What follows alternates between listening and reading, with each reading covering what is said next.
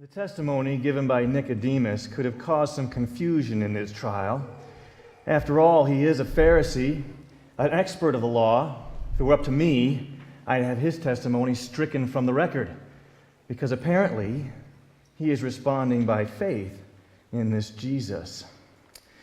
But tonight we continue with allegations against Jesus, specifically the appearance of blasphemy.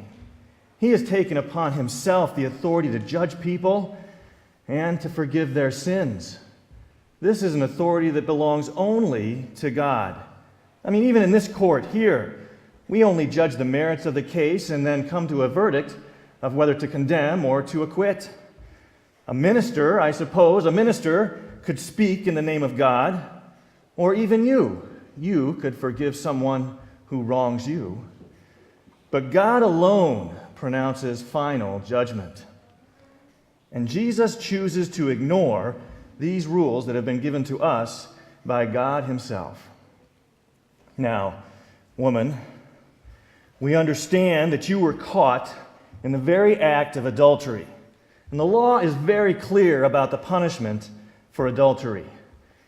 It is death. Death by stoning. We also understand that after you were caught, you were dragged to the presence of Jesus so that you could be judged, to receive your judgment. Is that correct? I was accused, and there were witnesses who claimed they'd seen me. And yes, I was dragged before this man they called Rabbi. I only later learned who he was. It was a very strange and frightening experience. Well, we can understand frightening. After all, your life was about to end. Just consequences for the actions that you engaged in. But what we want to know, what do you mean by strange? Well, normally a woman so accused was taken before the Sanhedrin for judgment. There, if two witnesses claimed to have seen you in the act, you were condemned to death. Often the woman had no power to defend herself. Women were little more than possessions. First, we were the property of our fathers, and then we were the property of whomever our fathers chose to be our husbands. Often we were really just part of a business deal. Rarely were our feelings considered, nor were we given a say in whom we would marry. Once married, we were totally at the mercy of our husbands. Even if horribly abused, we could not gain protection, leave, or seek divorce. Yes, we understand. In fact, similar inequalities continue to exist through the ages until just recent times. In fact, continue in some places, some countries. But you were caught in the act of sin. So now, more importantly for us here, we need to know and have you explain to me and this jury why being taken to Jesus was so strange. Yes, well, as I said, I thought I was being taken before the court of religious leaders, the Sanhedrin.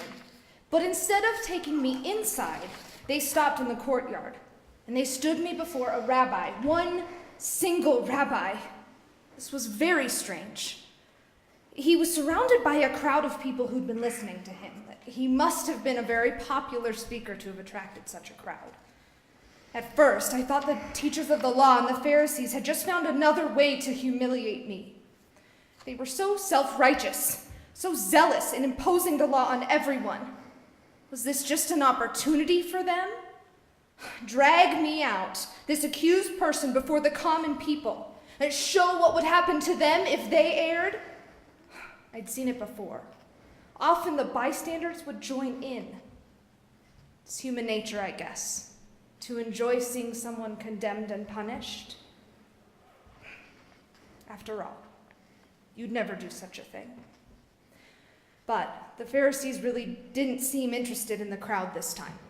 They were completely focused on this one rabbi. It was as though I'd become a test case, almost incidental to the issue. They wanted to put him on trial. Put Jesus on trial. Well, I'm sure if he was as great a speaker and teacher as you say, he should have known what kind of woman you are and the kinds of things you have done. I'm certain they simply wanted to verify their legal position before moving on with proceedings. No, you don't understand. That wasn't their attitude at all. There was a wickedness about them. They were trying to catch this teacher doing wrong. Besides, the Pharisees didn't need to consult anyone. They knew the law, every last detail of it, and it was obvious too. They'd even stated the prescribed punishment. The case was already settled in their minds. No, they were only interested in whether or not this rabbi would contradict Moses, the prophet who had written God's commands. Don't say no to me.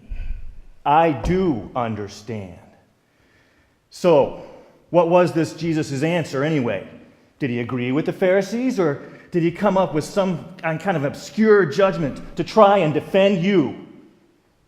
Well, that was strange too. He didn't answer right away. He bent down and started writing in the dust with his finger. I thought at first he was just trying to buy time. But when they kept at him about it, he astounded us all.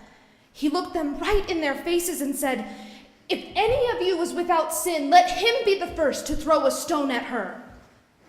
He bent down, started writing in the dirt again. I was shaking in terror. Knowing how righteous those Pharisees are, I was sure the stones would start flying. But they didn't. One by one, those men bowed their heads and walked away. Then the strangest thing of all occurred. The rabbi straightened up and looked directly at me.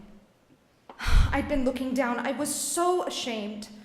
I kept looking at the ground, wishing it would swallow me up, and knowing that after they stoned me, it would. But as I stood there in silence, I could feel his eyes on me.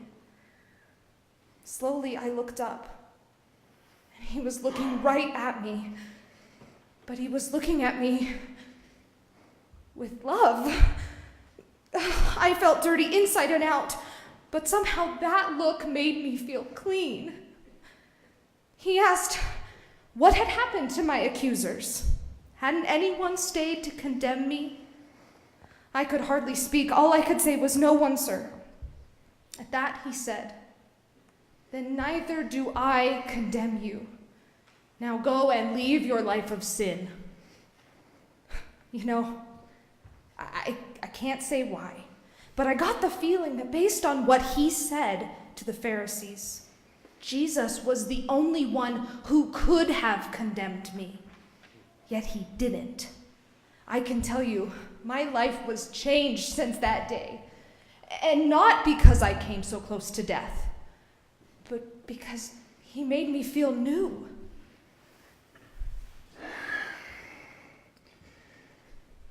Just one more question, woman. People through the ages have wondered what Jesus wrote in the dirt. And since I doubt very much that you have anything else to say that will be relevant or even pertinent with regard to the evidence in this case, can you at least answer that question for us? I'm sorry. If I could, I would, but my eyes were so blurred with my tears of shame that I could see nothing of what he was writing. But what was happening was like when the finger of God wrote on the wall of King Belshazzar's room in the book of Daniel. Belshazzar thought he was better than God, and God sent that hand to write words of condemnation. The writing from God said, "You have been weighed on the scales and found wanting." Whatever Jesus did or said, it certainly had an effect on those they felt had the right to condemn me. Yet the one who did have that right chose not to.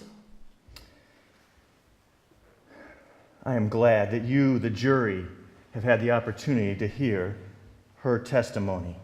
This woman's testimony that supports the allegations that Jesus did in fact engage in God alone activities.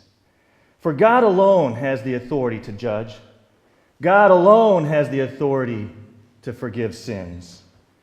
And according to this woman, Jesus forgave her.